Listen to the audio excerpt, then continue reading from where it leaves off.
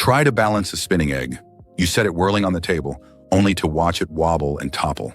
The hand that started it pulls back in confusion. No matter how carefully you spin the egg, it refuses to stand upright. Every attempt ends with the egg rocking, tipping, and falling. In slow motion, you see the wobble, brief moments of hope, then the egg collapses.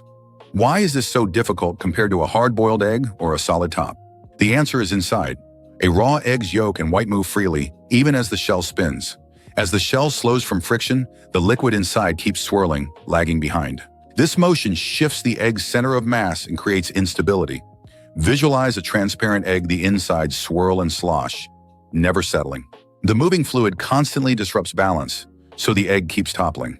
But when you gently stop the egg, something changes. The liquid ceases its motion and the chaos vanishes.